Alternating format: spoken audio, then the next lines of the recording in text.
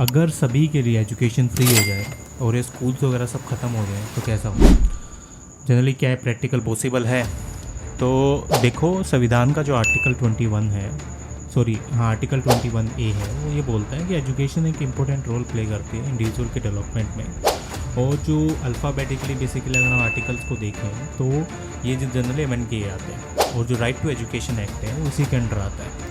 इसका मतलब ये होता है कि जो कॉन्स्टिट्यूशन था आपका एनेक्ट हुआ था 26 जनवरी 1950 को, उसके बाद ही जो आर्टिकल्स आपके आना शुरू हुए, ये कंटेन करते हैं जो आपका प्रोविज़न है फ्री और कंपलसरी एजुकेशन का for the children between the age 0 to 14 year. ये चीज़ राइट टू एजुकेशन में आती है। लेकिन जो DPSP है आपका डिनोट करता है जो आइडियल्स हैं आपके, लाइक स्टेट अपने माइंड में रखेगा ये चीज़ कि जो फॉर्मुलेट कर रहा है पॉलिसीज़ और जो लॉज बना रहा है वो बेसिकली कॉन्स्टिट्यूशनल इंस्ट्रक्शंस के साथ है या नहीं। और जो रिकमेंडेशन है स्टेट्स की, लेजिस्लेटर की, एग्जीक्यूटिव की, एडमिनिस्ट्रेशन मेथड की, वो बेसिकली यहाँ पे एनफोर्सेबल होगी या नहीं। ये जनरली बोला जाता है कि अगर तुम्हारी ये चीज़ एनफोर्स है कोर्ट के द्वारा तो तुम सही से कर सकते हो। अगर एनफोर्स नहीं है तो उस केस में तुम्हें 2-3 चीज़ें देखनी पड़ती हैं।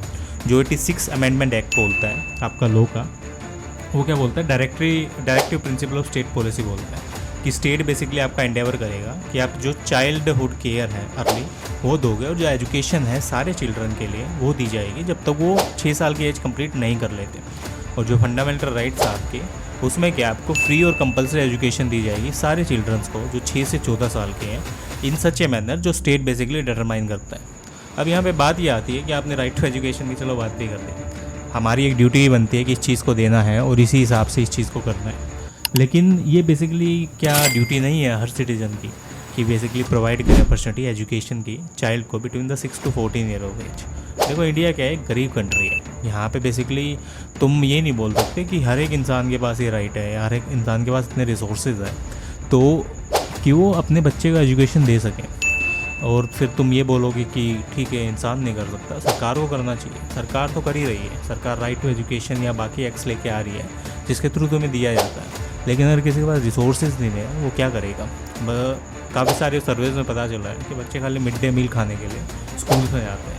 और स्टेट ये चीज़ एंडेवर करता है कि जो अर्ली चाइल्डहुड केयर है, एजुकेशन है हर चिल्ड्रन के लिए, वो बेसिकली कंप्लीट की जाए at the age of 6 year. जो डायरेक्टिव प्रिंसिपल आपके स्टेट पॉलिसीज़ के वो चीज़ देते हैं। अब जो फंडामेंटल राइट है जैसे स्टेट आपको प्रोवाइड करेगा कि आप फ्री एंड कंपलसरी एजुकेशन दो सारे चिल्ड्रन को for the age of 6 to 14 years in such a manner जैसे आपने स्टेट ने डिटरमाइन किया गया है। ये हमारा फंडामेंटल राइट है और यहीं पे आता है राइट टू एजुकेशन। तो राइट टू एजुकेशन जनरली है क्या? RT बेसिकली 2009 में पास किया गया था free and compulsory education act के लिए। और जो एक्ट है आपको प्रोवाइड करता है कि हर चाइल्ड के पास राइट हो कि प्रोवाइड करे full time elementary education satisfactory और इक्विटेबल क्वालिटी के लिए, जो आपकी फॉर्मल स्कूल्स के हिसाब से की जाए और जो सेटिस्फाई करता है सर्टेन एसेंशियल नॉर्म्स को और स्टैंडर्ड्स को उसी हिसाब से। और जो राइट टू एजुकेशन है इसमें आपकी जनरली 2-3 चीज़ें बोले जाती हैं। जो स्टूडेंट टू टीचर रेशो है वो चीज़ भी यहाँ पे देखी जाएगी। गाइडलाइन देखे जाएंगे स्कूल्स की कि आप इम्प्रूव कैसे कर सकते हो इंफ्रास्ट्रक्चर को। 25% ऑफ सीट्स हैं प्राइवेट स्कूल में वो रिजर्व होंगी वीकर सेक्शंस के लिए। और कोई आपकी डिटेंशन पॉलिसी है वो नहीं रहेगी यहाँ पे। जो राइट ऑफ द चिल्ड्रन है to free and compulsory education का वो यहाँ पे देखा जाएगा। अब जनरली ये चीज़ें तुम्हारी आ गई और इसी के हिसाब से तुमने काम कर दिया।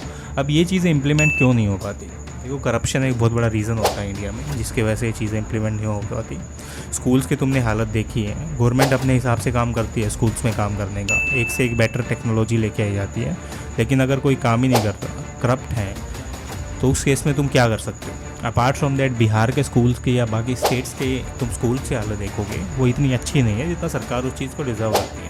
और आजकल लोगों का मोटिव क्या है? सरकारी नौकरी लेना एक अलग ही मोटिव है लोगों का। अपार्ट फ्रॉम दैट तुम्हें काम करना पड़े या ना करना पड़े वो क्या अलग डिबेट का इशू आ जाता है। और लोग जनरली सरकारी नौकरी लेते हैं इसलिए हैं कि उन्हें काम ना करना पड़े। और अगर तुम ये चीज़ देखो कि अगर इसको सही से किया जाए तो ये कैसा हो सकता है? जनरली तुम अगर इसको ख़त्म करने जाओगे तो एक वो मुद्दा ये बन जाता है कि तुम इसको कैसे करोगे, क्योंकि सरकार में तुम सिस्टम से नहीं लड़ सकते, जनरली ये चीज़ आती है। पर तुम सिस्टम पे लगाम ज़रूर लगा सकते हो।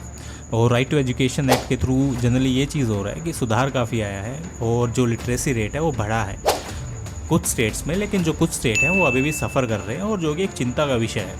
इसी चीज़ को देखते हुए जनरली चीज़ें की जाती हैं और सरकार तो अपने हिसाब से प्रयत्न करती है, लेकिन वो जनरली ये चीज़ क्या है, ग्राउंड लेवल पर आते आते फेल हो जाते हैं। राजीव गांधी ने कहा था दिल्ली से 1 रुपया चलता है और वो शहर तक पहुँचते पहुँचते आपका 10 पैसे हो जाता है। तो वो चीज़ भी यहाँ पे काफ़ी बड़ा इशू बन के उभरती है।